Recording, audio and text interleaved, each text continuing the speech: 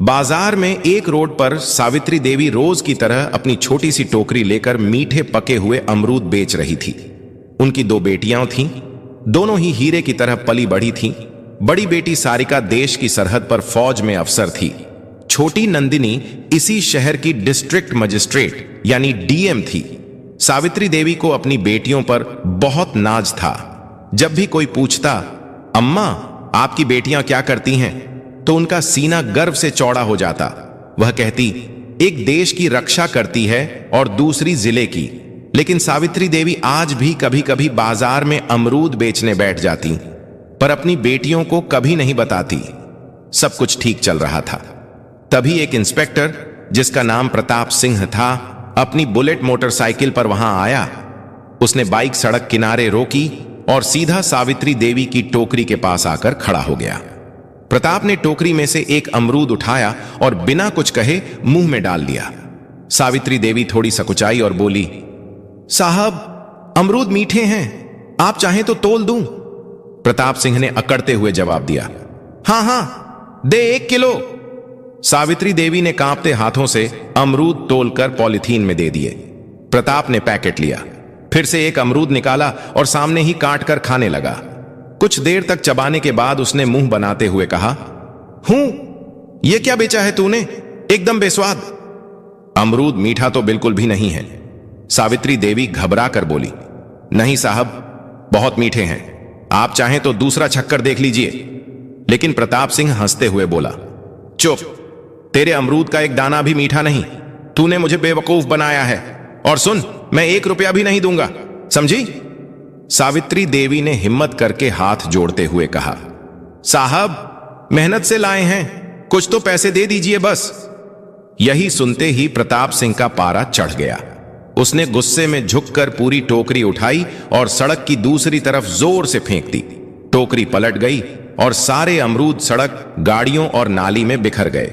सावित्री देवी हक्की बक्की रह गई। उनकी आंखों में आंसू भर आए, होंठ कांपने लगे। उनकी मेहनत और इज्जत दोनों ही सड़क पर कुचली जा रही थी। आसपास भीड़ जमा हो गई थी। लोग तमाशा देख रहे थे, कानाफूसी कर रहे थे, लेकिन किसी की हिम्मत नहीं हुई कि उस वर्दी वाले से कुछ कहे।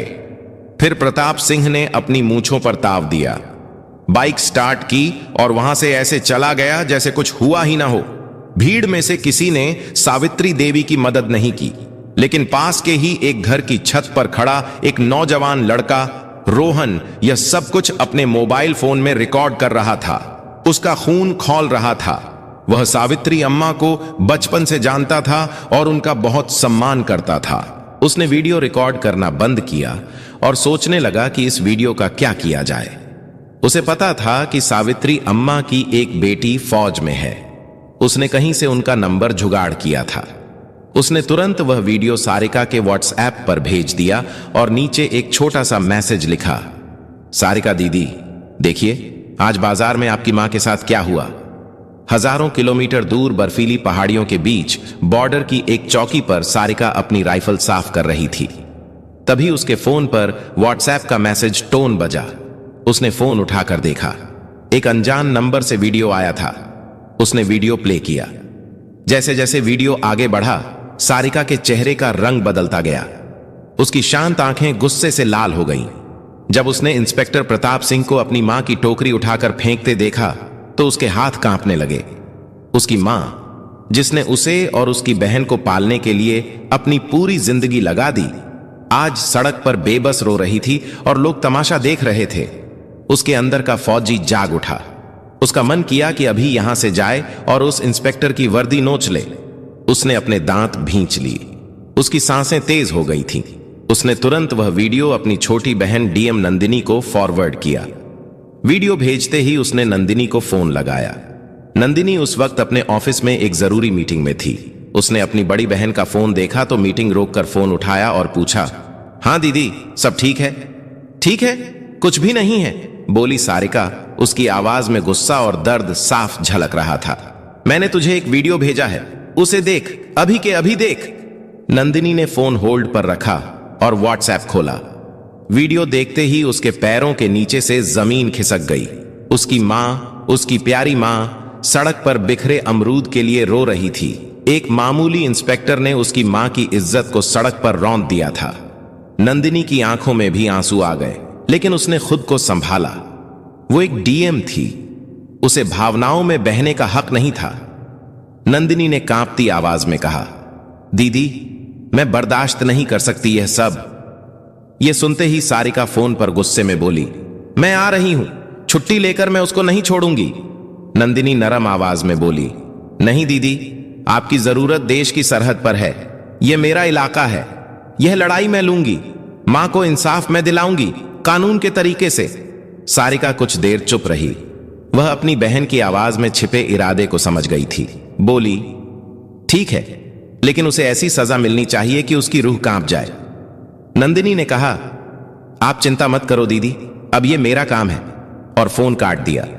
उसने मीटिंग में मौजूद सभी अफसरों से कहा, यह मीटिंग यहीं खत्म होती है, आप सब जा सकते हैं। नंदिनी अपनी सरकारी गाड़ी में नहीं, बल्कि एक प्राइवेट गाड़ी में बैठकर अपने पुराने घर की तरफ निकली। रास्ते में उसने अपने डीएम वाले कपड़े बदलकर एक साधारण सा नीला सलवार सूट पहन लिया।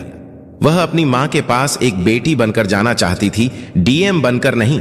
जब वह घर पहुंची तो सावित्री देवी एक कोने में चुपचाप बैठी थी। उनकी आंखें सूजी हुई थीं। अपनी बेटी को अचानक देखकर वह घबरा गई। नंदिनी, तू यहां, सब ठीक तो है? नंदिनी कुछ नहीं बोली। वह बस अपनी मां के पास गई और उन्हें कसकर गले लगा लिया। मां की गोद में सिर रखकर वह अपने आंसू नहीं रोक पाई। मां, आपने मुझे बताया क्यों नहीं? सावित्री देवी ने सिसकते हुए कहा, क्या बताती बेटी? मैं नहीं चाहती थी कि तुम लोगों को कोई परेशानी हो, और वह पुलिस वाला है। छोड़ उसकी बात। आज तू इतने दिनों बाद आई है, आज मैं बहुत खुश हूं। नंदिनी ने अपनी मां के आंसू पोंछे और उनका हाथ अपने हाथ में ले लिया और बोला, अब आप गरीब और अकेली नहीं है मां, आपकी बेटी इस जिले की मालिक है। मैं वादा करती हूं, जिसने भी आपके साथ ऐसा दुर्व्यवहार किया है उसे उसकी कीमत चुकानी पड़ेगी। आपकी खोई हुई इज्जत मैं वापस लाऊंगी। सावित्री देवी ने अपनी बेटी की आंखों में एक अलग ही आत्मविश्वास देखा। वह बस चुपचाप उसे देखती रही। उस रात नंदिनी ने एक पूरा प्लान बनाया। वह जानती थी कि अगर वह डीएम बनकर थाने जाएगी तो सारे पुलिस वाले उसके पैरों में गिर जाएंगे और असली गुनहगार कभी सामने नहीं आएगा। उसे उन्हें रंगे हाथों पकड़ना था। अगली सुबह उसने हरा सलवार सूट पहना और अपने सबसे भरोसेमंद अफसर एसडीएम विकास को फोन किया। विकास, मैं तुम्हें एक काम दे रही हूं और यह बात हम दोनों के बीच ही रहनी चाहिए। उसने कहा, जी मैडम, हुक्म कीजिए। बोली, मैं अभी सिविल ड्रेस में शहर के कोतवाली थाने में एक शिकायत लिखवाने जा रही हूं, अपनी पहचान छिपाकर। मैं चाहती हूं कि तुम ठीक 2 घंटे बाद जिले के एसपी, डीएसपी और बाकी बड़े पुलिस अफसरों की टीम के साथ थाने पहुंचो। जब तक मैं इशारा न करूं कोई कुछ नहीं बोलेगा। विकास ने कहा, ठीक है मैडम, जैसा आप कहें। नंदिनी ने फोन रख दिया। दोस्तों, अब खेल शुरू होने वाला था। नंदिनी ने एक साधारण सा हरा सलवार सूट पहना, चेहरे पर दुपट्टा डाला और एक आम नागरिक की तरह ऑटो पकड़कर कोतवाली थाने पहुंची। थाने का माहौल वैसा ही था जैसा उसने सोचा था। एक हवलदार ऊंघ रहा था और इंस्पेक्टर प्रताप सिंह और एसएचओ अमित पांडे चाय पीते हुए हंसी मजाक कर रहे थे। नंदिनी डरते डरते उनकी टेबल के पास गई। जी, मुझे एक शिकायत दर्ज करवानी है। एसएचओ अमित पांडे ने उसे ऊपर से नीचे तक देखा। क्या हुआ? किसने परेशान किया? जी, कल बाजार में इंस्पेक्टर साहब ने। जैसे ही उसने इंस्पेक्टर का नाम लिया, प्रताप सिंह चौकन्ना हो गया। उसने नंदिनी को घूर कर देखा। क्या? इंस्पेक्टर साहब ने? नाम क्या है तेरा और किस इंस्पेक्टर की बात कर रही है? जी, आप ही थे। आपने कल बाजार में एक बुजुर्ग महिला के अमरूद की टोकरी सड़क पर फेंकी थी। मैं उनकी बेटी हूं। नंदिनी ने अपनी आवाज में थोड़ी घबराहट लाने की कोशिश की। यह सुनते ही प्रताप और अमित जोर जोर से हंसने लगे। ओ, तो तू उस बुढ़िया की बेटी है? प्रताप ने मजाक उड़ाते हुए कहा। तो क्या हुआ? सड़क पर गंदगी फैलाएगी तो लाठी पड़ेगी ना। चल भाग यहां से, कोई एफआईआर नहीं लिखी जाएगी। नंदिनी ने थोड़ा साहस दिखाते हुए कहा। लेकिन यह गैर कानूनी है। आपने वर्दी का गलत इस्तेमाल किया है। एसएचओ अमित गड़गड़ाया। तू हमें कानून सिखाएगी? ज्यादा जुबान चलाई तो तुझे ही अंदर कर दूंगा। सरकारी काम में बाधा डालने के जुर्म में निकल यहां से। नंदिनी वहीं खड़ी रही और बोली, मैं फिर भी लिखवाए बिना नहीं जाऊंगी। बहस बढ़ रही थी कि तभी एक हवलदार भागता हुआ अंदर आया। उसकी सांसें फूली हुई थीं। सर सर, जगदीश यादव जी थाने में आ रहे हैं। जगदीश यादव का नाम सुनते ही प्रताप और अमित दोनों के चेहरे का रंग बदल गया। जगदीश यादव शहर का एक बहुत बड़ा और दबंग नेता था, जिसके इशारे पर पुलिस वाले नाचते थे। दोनों इंस्पेक्टर अपनी कुर्सी से ऐसे उछले जैसे करंट लग गया हो। अरे जल्दी करो, गेट खोलो। अमित ने हवलदार को डांटा और दोनों भागकर गेट की तरफ गए, जैसे कोई बहुत बड़ा साहब आ रहा हो। एक सफेद सफारी गाड़ी थाने के अंदर आकर रुकी। उसमें से सफेद कुर्ता पायजामा पहने जगदीश यादव उतरा। अंदर आते ही उसने अपने मजाकिया अंदाज में कहा, क्या हाल है सिंहा, काम धाम अच्छा चल रहा है ना? कोई मुर्गा वर्गा फंसाया कि नहीं?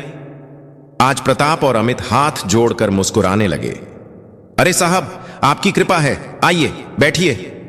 लेकिन तभी जगदीश यादव की नजर कोने में खड़ी नंदिनी पर पड़ी। नंदिनी को देखते ही उसके चेहरे की हंसी गायब हो गई। उसके माथे पर पसीना आ गया और उसके होश उड़ गए। वह जिस लड़की को एक आम लड़की समझ रहा था, उसे पहचानते ही उसकी सिट्टी पिट्टी गुम हो गई। वह तेजी से आगे बढ़ा और नंदिनी के सामने जाकर हाथ जोड़कर खड़ा हो गया। उसका सिर झुका हुआ था। नमस्ते मैडम, आप यहां इस वक्त? मुझे फोन कर लिया होता, मैं हाजिर हो जाता। उसकी आवाज में हकलाहट साफ थी। इंस्पेक्टर प्रताप और एसएचओ अमित हैरान रह गए। उनकी आंखें फटी की फटी रह गई। ये हो क्या रहा है? ये तो उस बुढ़िया की बेटी है। जगदीश यादव जी इसके सामने हाथ क्यों जोड़े खड़े हैं? जिस जगदीश यादव के सामने पूरा जिला झुकता है, वह इस साधारण सी दिखने वाली लड़की के सामने हाथ जोड़े क्यों खड़ा है? यह लड़की है कौन? प्रताप ने धीरे से अमित से पूछा, यह क्या हो रहा है? अमित ने भी घबराहट में सिर हिला दिया। इससे पहले कि वे कुछ समझ पाते, थाने के बाहर गाड़ियों के रुकने की आवाज आई। एक के बाद एक लाल बत्ती वाली गाड़ियां थाने के सामने आकर रुकी। गाड़ियों से डीएसपी, डीएम और जिले के कई बड़े आईएएस और आईपीएस अफसर उतरे और तेजी से थाने के अंदर आए। वे सब आकर चुपचाप नंदिनी के पीछे लाइन बनाकर खड़े हो गए, जैसे अपने सीनियर को रिपोर्ट कर रहे हों।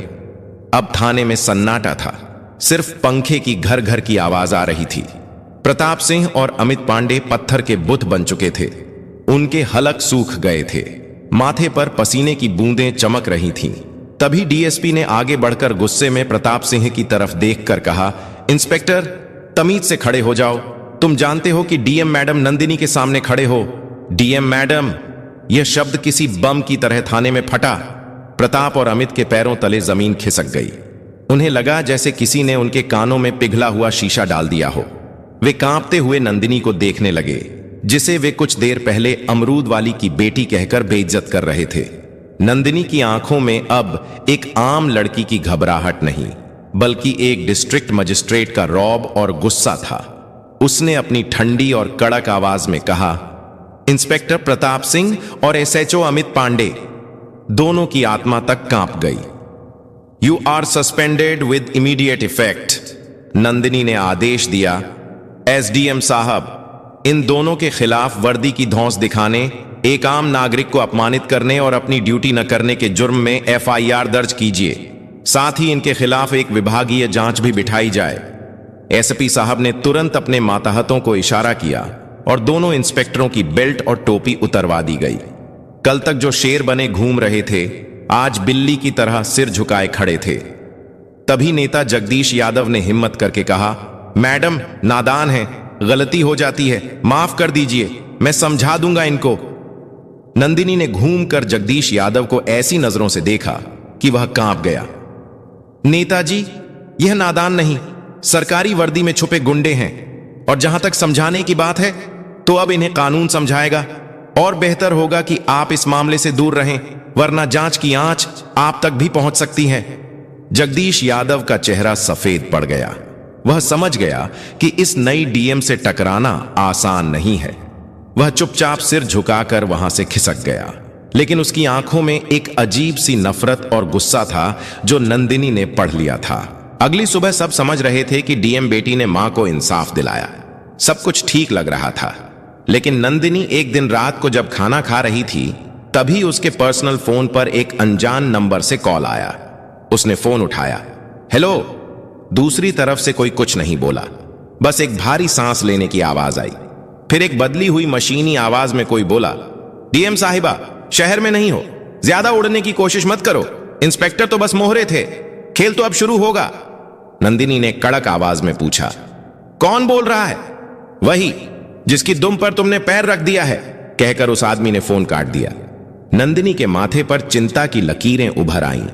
वह समझ गई थी कि जगदीश यादव इतनी आसानी से हार मानने वालों में से नहीं है। यह लड़ाई अभी खत्म नहीं हुई थी, बल्कि अब और भी ज्यादा खतरनाक होने वाली थी। उसे अब सिर्फ अपनी मां की इज्जत ही नहीं, बल्कि उनकी जान की भी फिक्र होने लगी थी। उसने तुरंत ही एएसपी को फोन किया और अपनी मां के घर के आसपास सादी वर्दी में 2 पुलिस वालों को तैनात करने को कहा। वह अपनी मां को डराना नहीं चाहती थी, लेकिन कोई भी खतरा मोल लेना भी नहीं चाहती थी। अगले कुछ दिन शांति से गुजरे। नंदिनी को लगा शायद उसकी चेतावनी काम कर गई और जगदीश यादव पीछे हट गया है, लेकिन वह तूफान से पहले की शांति थी। एक सुबह जब सावित्री देवी बाजार में अपनी अमरूद की टोकरी लगाकर बैठी ही थी कि अचानक पुलिस की 3 गाड़ियां वहां आकर रुकी। उनमें से एक नया इंस्पेक्टर उतरा जिसे नंदिनी नहीं जानती थी। उसने सावित्री देवी की टोकरी की तरफ इशारा करते हुए कहा, हमें सूचना मिली है कि इन अमरूदों की आड़ में नशीले पदार्थों की तस्करी हो रही है, तलाशी लो। इससे पहले कि कोई कुछ समझ पाता, एक सिपाही ने अमरूदों के नीचे से भूरे रंग के नशीले पदार्थ निकाले और चिल्लाया, सर, मिल गया नशीला पदार्थ। बाजार में हड़कंप मच गया। लोग कानाफूसी करने लगे। देखो, डीएम की मां नशीले पदार्थ बेचती है। सावित्री देवी सन्न रह गई। वह रोते हुए बोली, नहीं साहब, यह मेरा नहीं है, किसी ने मुझे फंसाया है। लेकिन किसी ने उनकी एक न सुनी। पुलिस उन्हें जबरदस्ती जीप में बिठाकर ले गई। यह खबर आग की तरह पूरे शहर में फैल गई। न्यूज चैनलों पर ब्रेकिंग न्यूज चलने लगी। डीएम नंदिनी की मां नशीले पदार्थ के आरोप में गिरफ्तार। यह जगदीश यादव का मास्टर स्ट्रोक था। उसने नंदिनी पर सीधा हमला नहीं किया, बल्कि उसकी सबसे बड़ी ताकत और सबसे बड़ी कमजोरी, उसकी मां, पर वार किया था। अब नंदिनी एक अजीब दुविधा में फंस गई थी। अगर वह अपनी शक्ति का इस्तेमाल करके मां को छुड़ाती तो उस पर पद का दुरुपयोग करने का आरोप लगता, और अगर वह चुप रहती तो उसकी बेगुनाह मां जेल में सड़ती। नंदिनी के ऑफिस में फोन की घंटियां बजने लगीं। मीडिया, मंत्री, सीनियर अधिकारी, हर कोई जवाब मांग रहा था। तभी उसकी बहन आर्मी ऑफिसर सारिका का फोन आया। उसकी आवाज में गुस्सा और बेचैनी थी। बहन, ये क्या हो रहा है? मैं आ रही हूं, मैं उस जगदीश यादव को नहीं छोड़ूंगी। नंदिनी ने गहरी सांस ली और अपनी आवाज को स्थिर करते हुए कहा, नहीं दीदी, तुम्हें आने की जरूरत नहीं है। अगर हम भी उनकी तरह गैरकानूनी काम करेंगे तो उनमें और हम में फर्क क्या रह जाएगा? यह लड़ाई अब कानून के दायरे में ही लड़ी जाएगी और जीती भी जाएगी। नंदिनी ने तुरंत एक प्रेस कॉन्फ्रेंस बुलाई। पूरा मीडिया हॉल खचाखच भरा था। कैमरों की फ्लैश लाइट उसकी आंखों में चुभ रही थी। उसने माइक संभाला और कहा, मैं जानती हूं आप सबके मन में क्या सवाल है। मेरी मां पर गंभीर आरोप लगे हैं। कानून सबके लिए बराबर है, चाहे वह एक आम नागरिक हो या डीएम की मां। इसलिए मैं इस केस की जांच से खुद को अलग करती हूं, ताकि जांच पर कोई असर न पड़े। एसपी साहब, एक स्पेशल टीम बनाकर इस मामले की निष्पक्ष जांच करेंगे। मुझे भारत के कानून पर पूरा भरोसा है। दूध का दूध और पानी का पानी होकर रहेगा। नंदिनी का यह दांव देखकर जगदीश यादव भी हैरान रह गया। उसे लगा था कि नंदिनी बौखलाकर कोई गलत कदम उठाएगी, लेकिन उसने तो बड़ी समझदारी से खुद को जांच से अलग कर लिया था। लेकिन नंदिनी सिर्फ कानून के भरोसे नहीं बैठी थी। उसने रोहन को बुलाया, वही लड़का जिसने पहला वीडियो बनाया था। नंदिनी ने कहा, रोहन, मुझे तुम्हारी मदद चाहिए। तुम बाजार में रहते हो, वहां की हर हरकत पर तुम्हारी नजर रहती है। पता लगाओ उस दिन मां की टोकरी के पास कौन कौन आया था।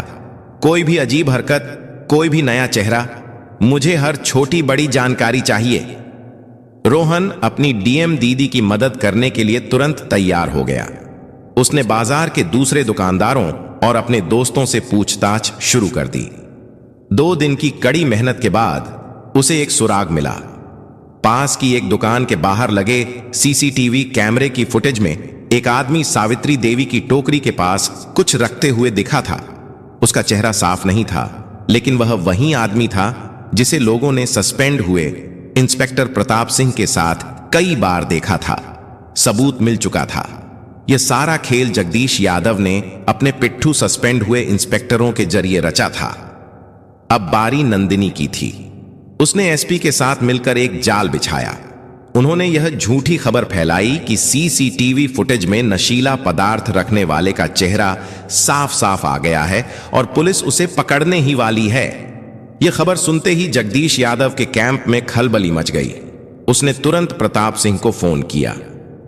वह आदमी पकड़ा नहीं जाना चाहिए, उसको कुछ करो, वरना हम सब पकड़े जाएंगे। जगदीश यादव को नहीं पता था कि उसका फोन पहले से ही पुलिस के सर्विलांस पर था। प्रताप सिंह और अमित पांडे उस आदमी को ठिकाने लगाने के लिए जैसे ही शहर के बाहर एक सुनसान जगह पर पहुंचे, नंदिनी और एसपी ने अपनी पूरी टीम के साथ उन्हें घेर लिया। रंगे हाथों पकड़े जाने पर दोनों ने जगदीश यादव के खिलाफ अपना मुंह खोल दिया।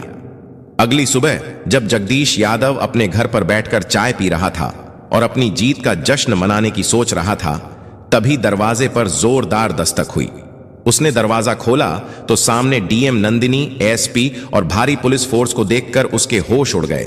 वह हकलाते हुए बोला, ये क्या हो रहा है मैडम? नंदिनी ने अपनी आंखों में इस्पात जैसी कठोरता के साथ कहा, खेल खत्म हो गया नेताजी। आपके मोहरे पकड़े जा चुके हैं और उन्होंने आपके सारे राज उगल दिए हैं। आपके पास कोई सबूत नहीं है। जगदीश यादव चिल्लाया, आप मुझे हाथ नहीं लगा सकती। एसपी ने आगे बढ़कर उसके हाथ में अरेस्ट वारंट थमाते हुए कहा, सबूत? यहां है सबूत, आपके सजा के कारणों का लिखित ब्यौरा। हमारे पास आपकी फोन रिकॉर्डिंग है जिसमें आप एक गवाह के खिलाफ अभद्र शब्द बोल रहे थे। अब आप हमारे साथ थाने चलेंगे। जगदीश यादव का राजनीतिक साम्राज्य एक ही पल में ढह गया। उसे हथकड़ियां पहनाकर पुलिस जीप में ले जाया गया। उसी शाम सावित्री देवी को बाइज्जत बरी कर दिया गया। जब वह जेल से बाहर आई तो नंदिनी उन्हें लेने आई थी। मां बेटी एक दूसरे के गले लगकर रो पड़ी और बोली, अब आपको अमरूद बेचने की जरूरत नहीं है। अगली सुबह सावित्री देवी को अपनी गाड़ी में बैठाकर अपनी पोस्टिंग पर लेकर चली गई और दोनों साथ में हंसी खुशी रहने लगे। जब उसकी बड़ी बहन सारिका की आर्मी से छुट्टी मिलती तो वह भी आ जाती। तीनों साथ में हंसी खुशी रहते। तो दोस्तों, ये कहानी सिर्फ मनोरंजन और शिक्षा के लिए है। सभी पात्र और घटनाएं काल्पनिक हैं। इसे कहानी के रूप में देखें और आनंद लें। अगर आपको पसंद आई तो लाइक करें, शेयर करें, कमेंट में बताएं कि नंदिनी का कौन सा कदम सबसे अच्छा लगा और हमारे चैनल को सब्सक्राइब करें। धन्यवाद।